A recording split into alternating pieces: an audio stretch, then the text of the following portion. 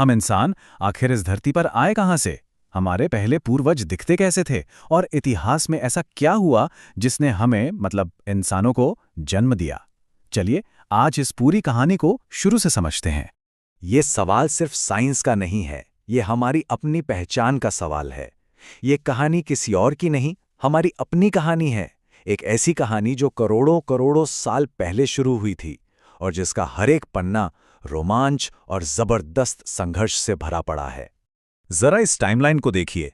धरती पर जिंदगी का सफर 3.5 अरब साल, जी हां बिलियन, 3.5 अरब साल लंबा है।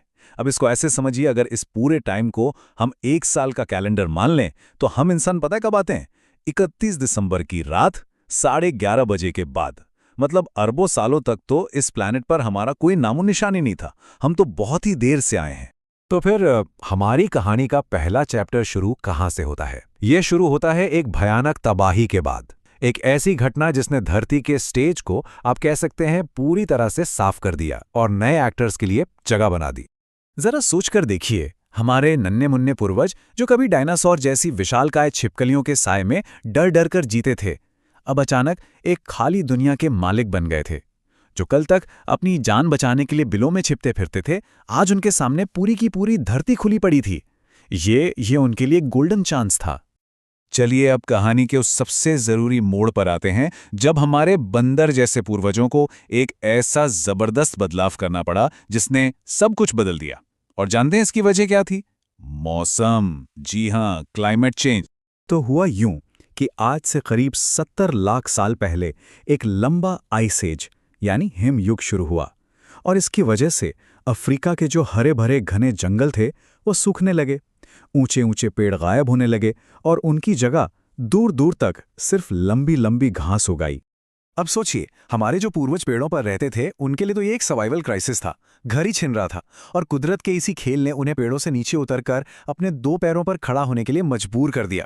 ये कोई शौक नहीं था, ये उनकी चॉइस नहीं थी, बल्कि जिंदा रहने की मजबूरी थी। और यही वो पहला कदम था जिसने हमें पेड़ों से उतारकर पूरी दुनिया की तरफ बढ़ा दिया।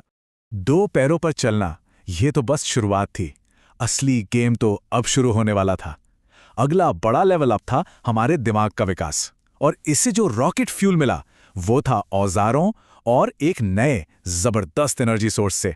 ये एक कमाल का लूप था, एक जबरदस्त साइकिल। देखिए कैसे पहले पत्थर के औजार बनाए गए, इन औजारों से पौष्टिक मांस खाना आसान हो गया। बेहतर खाने से दिमाग का साइज बढ़ा और फिर एक बड़े और स्मार्ट दिमाग ने और भी बेहतर और भी शार्प औजार बनाए। ये एक ऐसा अपग्रेड साइकिल था जो कभी रुका ही नहीं और हमें हर पीढ़ी के साथ और ज्यादा स्मार्ट बनाता गया। और इसी डेवलपमेंट की रेस में एक नए खिलाड़ी की एंट्री हुई, होमो इरेक्टस। ये वो पहली स्पीशीज थी जो हमारी तरह पूरी तरह सीधा खड़े होकर चल सकती थी। और यही वो स्पीशीज थी जो कुदरत की सबसे ताकतवर और खतरनाक ताकतों में से एक पर काबू पाने वाली थी।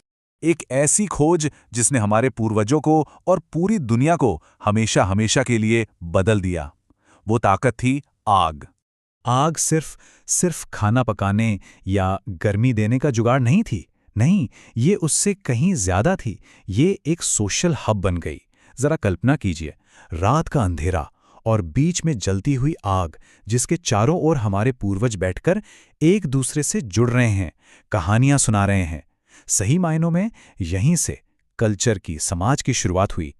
आग ने सिर्फ हमारा पेट नहीं भरा, इसने हमें एक दूसरे से जोड़ा और हमारे दिमाग को और तेज बनाया।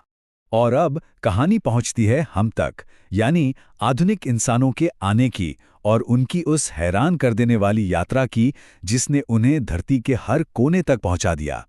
लगभग 3 लाख साल पहले एक बहुत ही दिलचस्प बात थी। हम इस धरती पर अकेले नहीं थे। उस समय हमारे साथ साथ कम से कम एक और इंटेलिजेंट ह्यूमन स्पीशीज मौजूद थी, हमारे सबसे करीबी कजिन्स निएंडरथल्स। ये एक ऐसी दुनिया थी जिसके बारे में आज हम सिर्फ सोच ही सकते हैं। और फिर होमो सेपियंस ने वो सफर शुरू किया जो शायद आज तक खत्म नहीं हुआ है। ये इंसानी इतिहास का सबसे बड़ा एडवेंचर था, एक ऐसी यात्रा जो हजारों पीढ़ियों तक चली। सोचिए, बिना किसी मैप, बिना किसी कंपस के, सिर्फ अपनी हिम्मत और अक्ल के दम पर उन्होंने पूरी दुनिया को अपना घर बना लिया। लेकिन इस लंबे और खतरनाक सफर में जिंदा रहने के लिए नए नए आविष्कारों की जरूरत थी।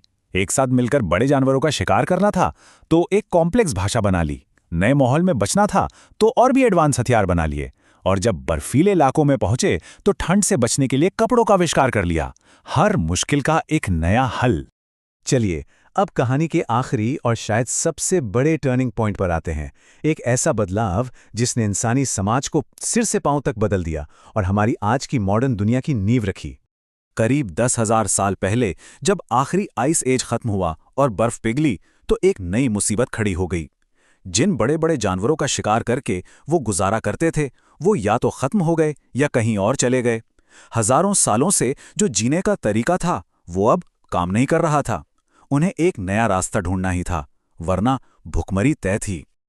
और वो नया रास्ता था एग्रीकल्चर, यानी खेतीबाड़ी।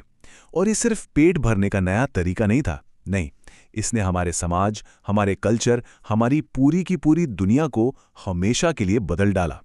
ये इंसानियत के इतिहास का सबसे बड़ा, सबसे इम्पैक्टफुल मोड़ था। देखिए, खेती का जो सबसे बड़ा तोहफा था वो था खाली समय, फ्री टाइम।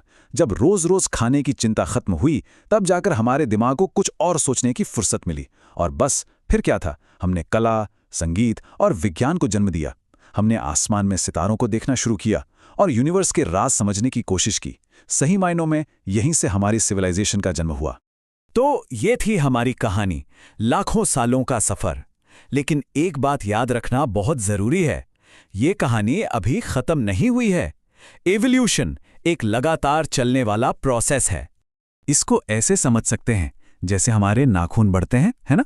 हमें वो बढ़ते हुए दिखते नहीं हैं, लेकिन वो लगातार बढ़ रहे होते हैं।